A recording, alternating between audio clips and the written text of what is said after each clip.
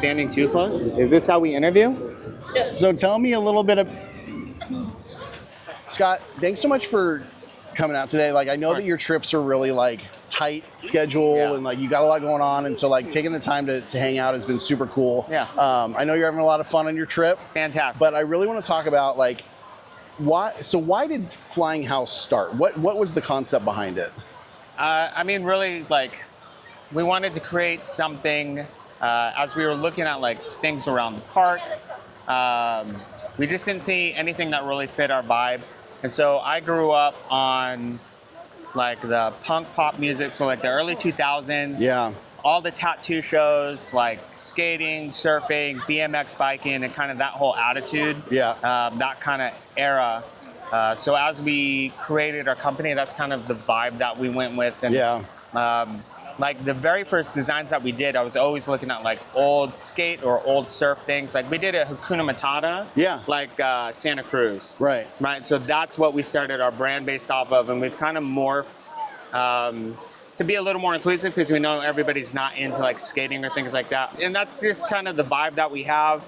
You know, like I myself am covered in tattoos. My wife has tattoos. Like I used to BMX bike. Like we go to the punk pop concerts, and so that's just kind of like who we are as people. And so we wanted to have something that kind of represented us. And I think we've found a little niche of people that kind of have the same vibe. Like, especially here in California. Right. We just have this like, I feel like we have this Southern California vibe about us as our brand, and we think that's pretty cool because that's kind of who we are as people. Yeah, and that's what kind of drew me to you guys initially, because even way back when, like I've been following you guys forever, and then finally like we connected about the podcast, and you were super busy, and then I connected with our buddy Brendan, who was doing your photography. And it was like, okay, now the stars are aligning, and I like, let me get into these shirts, because it was like, you know, I'm a bearded, tattooed guy. It works. The hokey, and no disrespect to the Disney team, but like that's just not my style. Like I wouldn't wear that outside of the park. No. And so having something that I can wear here and while I go to the grocery store, it's pretty cool, you know? Yeah, we've seen people wear our t-shirts like people were wearing them when I went to Blink-182. Yeah. Like up in Oregon. Right. I literally saw somebody wearing one of our t-shirts at the Blink-182 concert. So it's a trip. It's cool that we have this brand that people are happy to wear them outside the park, and then that they wear them to places like a Blink-182 concert. Absolutely. You know? Yeah, it's pretty cool. And that brings me to the next point of like, you've built a pretty cool community, and you call your fans what? Threadheads. Threadheads. So that actually. We didn't have we don't name them. We're not like, we're going to name our followers. Right. I think somebody commented Threadheads, and I was like, I actually kind of really love that, because it's kind of like Deadhead, and still kind of, to me, fits that like Southern California vibe, like Grateful Dead. And so we've just kind of rolled with it, and everybody seems to really dig it. And we made t-shirts for it, and people really dug that. Yeah, so. I wore that one for the photo shoot, and I'll wear that everywhere. It's a cool design. It was really fun. I'm glad people really like it, and I'm glad people like the threadhead thing. But then it also gives people an opportunity to say, hey, what's a threadhead? And I go, oh, well, let me tell you about this brand, which is pretty cool. You're always selling your stuff on the site. Conversation, sorry, exactly. That's super cool. But it is cool to have, you've been here for a couple days, and you've seen dozens of people wearing your shirts. Like, how does that feel to like see somebody wearing your brand in Southern California when you don't even live down here? At the biggest theme park in the state, you know what I mean? You and I have talked kind of like before. I still don't fully understand it. Like, this is my third trip to where every day I've seen people wearing our stuff, right? But my brain still doesn't quite comprehend the magnitude of that, because they have to be in the park the same day that I am, in the same area of the park that I'm in. Like, the odds of that are not huge. And then to see them wearing one of our shirts, there's a lot of things that have to align. And so the fact that I come here, and yesterday there was a point where I saw this family of like 5, and they were all wearing a shirt, and I'm talking to them. Another family of 4 comes up behind, and they're wearing stuff, and I was like, it's wild. And we took a photo yesterday all together. I'm like, I'm in a photo. And that was 10 people. 10 people. And I think because it's so big, and I'm like, it's just my wife and I running the company, really. Like, we have photographers who help us, and like, all that, but like we're packing all the orders, we're doing all these things, we're not this huge thing. So Right. to me, it's like hard to just fully fathom exactly what that means. Because Right. I'm like, we're just this little brand. We work out of our garage. We're Yeah. nothing huge, and but it is actually, it's really cool. Yeah. I mean, Yeah. it really I is can cool to imagine. come here. And I remember the first time that I saw a T-shirt, and I was like, no freaking way. Like, Yeah. that's really cool. But I also think one thing that's really cool about it is I want it to be more about the T-shirts and the brand and not about me. And I enjoy that there's times that I've seen people and I go, hey, I really like your shirt. And they go, yeah, cool, man. And then walk off. And to me, that's perfect because I want this brand to be bigger Yeah. than like my wife and I were the faces of it, Right. but like I want it to be like a bigger thing and more Right. about the people in the community than Right. it is us. So Well, and it works because, like, you know, me as a member of the community, you know, wearing your shirts, like, I'll see somebody in a Flying House Threads shirt, and I'm like, hey, we have a mutual Yeah. connection. Like, we have a reason to that. connect. You know Yeah. what I mean? And so it's always a cool talking point of like, oh yeah, I know Scott, and you know, I model Yeah. something. Oh, I've seen you on the Instagram. So then we become like Yeah. fast friends over a T-shirt, which is a really which cool. is cool. I mean, yeah. even just walking through the park with like with Jane, like everybody in that group, and as we were walking, I was like, this all is from the brand. Yeah. Like these people are all connected some Yeah. way because of the brand. Right. And I think that's cool. And I hear stories all the time of like, oh, I just walked up to people and we connected, you Yeah. know, wherever they were, we connected about Right. the shirts and now we're friends. Yeah. And I love that. Yeah, I just Yeah. met I reconnected with somebody that I met from wearing the shirts in the park, and we're gonna meet up and do a collaboration between their content stuff and our content stuff. Love so it. it's like it's Yeah. really cool. So when you know me being lucky enough to like model your shirts and Yeah. wear them around the parks and stuff, a lot of people always ask me like, oh, how do you guys come up with this design? Because they always assume I work for you, right? Yeah. So it's like, how do you come up with the designs? So I guess that's like a big question is like, how do you come up with the designs? It's really sporadic, honestly. So like I'll come up with an idea. There's really no rhyme or reason. I'll just say that. So Yeah. I always like, because we have the kind of punk aesthetic. So I'll see like the artwork for something like Welcome to the Black Parade. Yeah. And I'll usually be like, that's really cool artwork. How can I tweak that to be something Disney and Yeah. then something for the brand? So I've been places like at an art museum and I'll see something and I kind of like that style and what that looks like. And then I'll start working with my designers kind of back and forth. And a lot of times too, I'll be like, oh, that'd be a really cool Lion King feel. Like I get like Right. a feel from art or like images when I see them. Yeah. And then from there, I just start exploring and go back and forth like with an artist. And sometimes they're really good. And then sometimes like the idea doesn't pan out. And other times Sure. like, oh yeah, that's like legit. That's a good one. And Right. it's kind of cool when you do finally like settle on one and you go, oh, that is, Yeah. you know, because an artist will send us something and I'll be like, I don't know if that's like what I'm going for. And I'll be like, make these tweaks. Right. And then they send something back and it's really cool because you'll be like, instantly like, that's it. Yes. That is Yeah. the one that we're going to go with. Right. So, yeah. Do you have a favorite design that you've worked on? Ah, shoot. I know that's hard. It's hard. This is my Yeah. all-time favorite. Like I Yeah. love this one. It's hard because every design has like I love the Matterhorn, so I love our Matterhorn design. We're coming out with another Matterhorn design that I'm like, well, I really like that style too. I really like our hitchhiking ghost one. Yes, that's a because, good one. The very first one, right? Yeah, yeah. And I like that one because that is the one that kind of like put us on the map. Yeah. So each design kind of has like a special place in my heart, especially because I'm coming up with the ideas. I'm working with artists and designers to do things. Yeah. And so I have so much time and effort into these designs. It's really hard to be like, oh, that's, Right. Yeah. That's Right. it, yeah. But Yeah. So from what I've gathered Yeah. from you, you're the Disney guy in the family. Morgan does have an appreciation for it from what you said. She does, yeah. So Morgan wasn't. She obviously watched Disney movies. Yeah. Had the VHS and things. But meeting me and kind of seeing my passion for it and bringing her to the parks and seeing how much I enjoy them, Right. I think it sparked her love for Disney as well.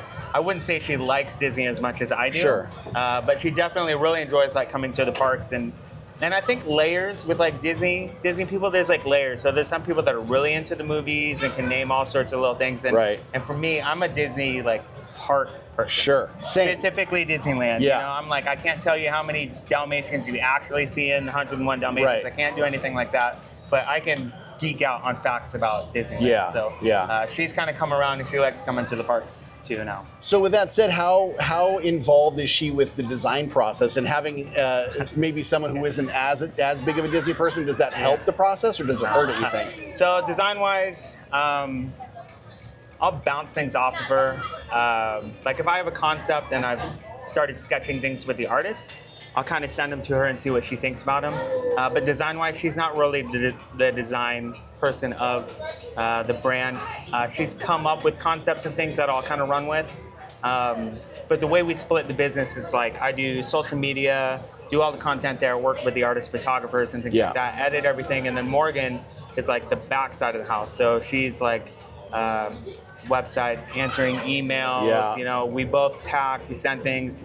So she's more the person that keeps the business running. Right. And I do like the designs and things like that. Which is great, because you can't have one without the other. Yeah, no, and or else you're doing it all by yourself. Yes, and I think it works out better not having her two involved with the design process, because then you're kind of butting heads. Sure. Right? So if I'm like, I want to do this idea, this is what I've come up with, and every now and then she'll be like, oh, I like it better if it was blue. Right. But she's not, no, I don't think that's the direction we need to go. You need to do this. Because a lot of times with an idea too, let's say with Electrical Parade, like I've got a view in my brain of how I think it needs to go and how it needs to look. Right. And if I had somebody being like, no, you need to change all this, I would be like, that doesn't work for me. I just need to know if it looks cool or not.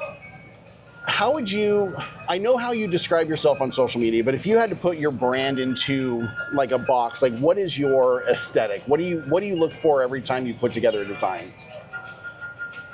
Man, because I know we say like punk pop, but our stuff isn't always that. But there's a lot of things out there that look similar. And I sometimes have a hard time distinguishing between what brand it is that put out that specific item. Sure. So what I look for with ours is like original, unique ideas, and then bright, bold colors, which is usually what we go for. Like we've been around the park, and anytime I see a black shirt with bright colors on it, I'm like, is that one of ours? Right. We kind of have a trademark in that sense.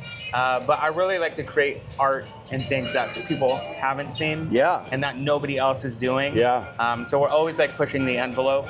So I don't know if we really fall into like a punk pop box, but like unique, bright, and bold, I think is what we go for. For sure, I would agree there, and I think alternative is something I would use. Like when people say, "What kind of shirt?" I'm it's like an alternative brand. Like it's because when I'm looking for, I have a really hard time with Disney apparel, at the park. Because everything, things are made for tourists, people that want to have like a 2024 on their shirt or something that, reminds them of the time that they went. Us being here a lot and trying to find something that is more in line with what I would wear. Like I'll wear this outside of the park. Like this is a shirt that I would wear anywhere in the world. So basically when we started this, like I have the same problem with Disney merch. Like I really love Disney, but some of the things that you get from the park, you're like, I don't really want to wear this thing out of the park.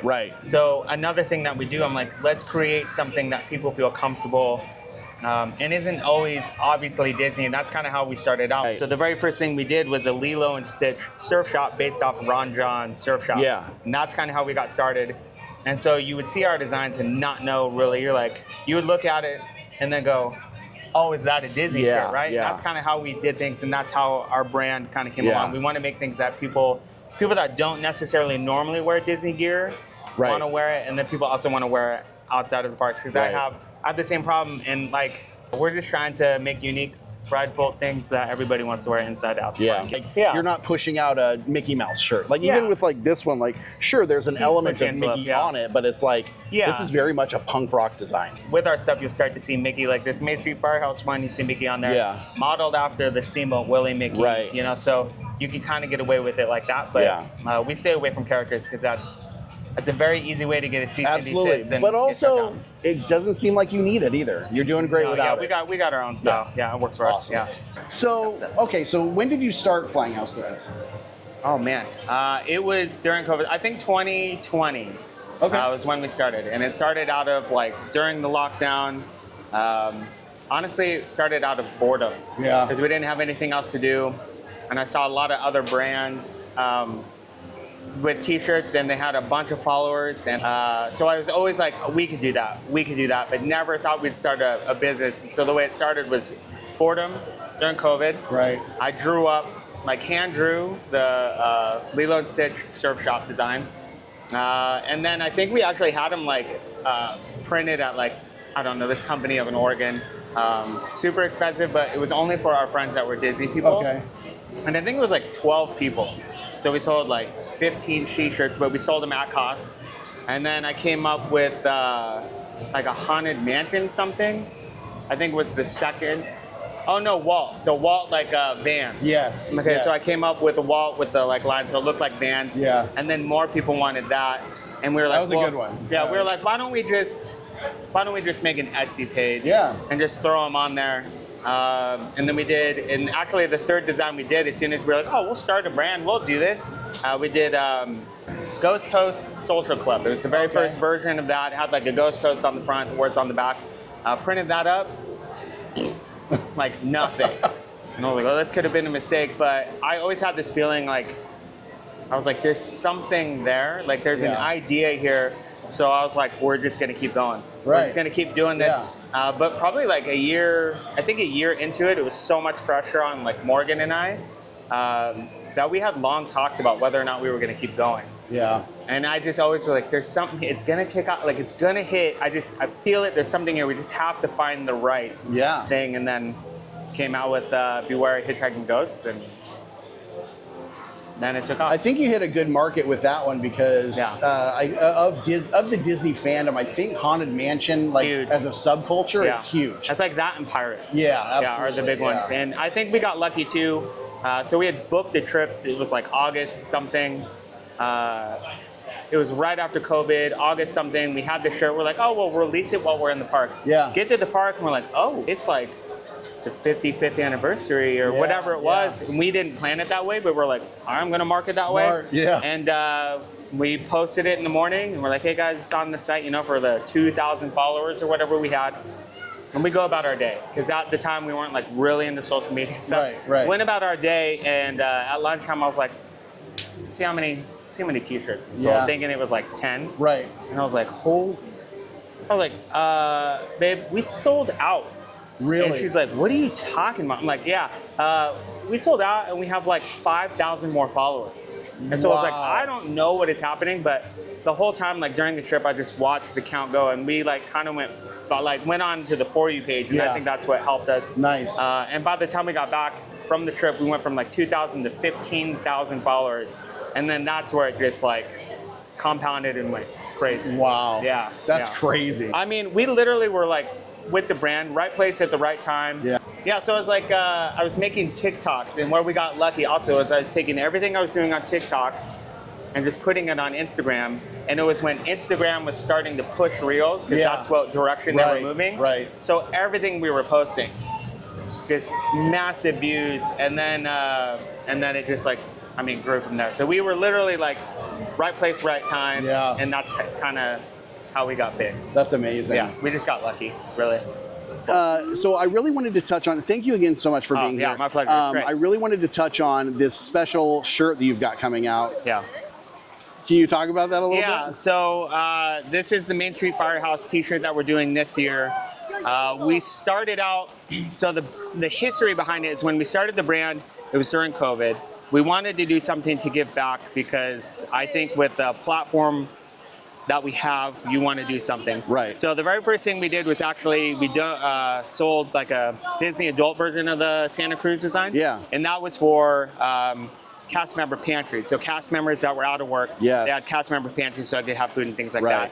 The next thing we did, we had an artist do a design for us, and it was to raise money for his daughter who needed like physical therapists and speech therapists, things like that. So we raised money for her. Okay. And then I wanted to tie in my love for Disney, my love for the Firehouse, and the fact that I'm a firefighter. Right. So one of the things I get to do as a firefighter is it's a stair climb where people can sponsor us, and I climb stairs and we raise money for leukemia and lymphoma. But that only brings in so much. Right. So I wanted to tie that in. And then fourthly, my wife's sister, unfortunately, has had leukemia twice. Oh, so wow. leukemia and lymphoma is like a huge thing for us. Thankfully, she's in remission. Great. but I was like, okay, I'm going to tie in everything. I'm going to do a Main Street Firehouse Yeah. design. So this is actually the 4th version that we have. So we have Engine 55 for Disneyland when it opened, Yeah. and I didn't want to leave Disney World folks out. So we have Engine 71, Okay. and that's the year that Disney World opened. Right. So we tie them all in, and I like to get creative. Every year it's a different design, and you can only get the design during the pre-sale. So we do Okay. a pre-sale. It starts November 15th. November 15th. We're gonna have for sure t-shirts and hoodies. I might do crew necks and zip-ups. And the hoodie looks really sick too. Yeah, So and we're gonna have youth. I'll probably have stickers and patches. So we're trying to evolve Great. it too, because we want to donate as much as we can. Yeah, absolutely. And so one thing that I think is really cool is that a lot of times during the year, brands put out a lot of Christmas designs Yeah. to make as much money as possible. Right. And I think with the platforms that we have, we should do more and give back. So I agree. rather than do Christmas designs and all that, we're coming up with this Firehouse design because we want to donate to charity over the holiday season. And so this is how we're going to do that. Yeah. Awesome. November 15th. Well, dude, thank you so much again. Like we're super thankful that we found your brand because we've made some of the greatest friends we've had because of this. And you know, we've met you a couple times, and it's like we love hanging out with you. So like this has been a really cool thing, just from like a community standpoint, but also like now with the Firehouse designs, you're giving back, and like there's not enough we can say about that. So thank you so much for the work you're putting in. I know this is a tireless job, and you know there are people that appreciate what you do. So thank you so much. Yeah, my pleasure. So why don't you tell everybody like how to find you, where they can order shirts, and how to get in on this pre-sale? Okay, so all our handles are Flying House Threads. So Instagram is Flying House Threads, TikTok is Flying House Threads, even though I don't post on there too much. And then website is flyinghouthreads.com. So you just have to remember Flying House Threads. You need to find us. And then the pre-sale starts for that November 15th. And it's only going to run probably 5 days, I think, is how long we have it open, or maybe a week. But again, you want to get in on it, one, because all the money, actually, once we take out costs, all the money goes to charity. So we don't just take like 30% and donate it. We give all of it to charity. But we only print them during this small window. So we've had people say, oh my God, I just found you guys. Can you reprint that? And I go, no, I want this to be a special shirt. Yeah. So anybody that has one, you know, like donated to the cause and stuff. So it's going to be a short window. So flyinghouthreads.com, November 15th, and you can snag a t-shirt and a hoodie and whatever else you want. Awesome. And keep an eye on their socials because they do drops that go fast. So if you see something on their Instagram that you have your eye on, make sure you set your alarm for 9 a.m. Pacific 9 a.m. time. Pacific Standard Time. Fridays. Because there are some sick designs that go real fast, and when you're in, you're in. When you're not, you're not. So make sure you keep an eye out. Flying House Threads on Instagram. Scott, thanks again, man. Oh, my pleasure, man. Appreciate it. Thank you. Thank you.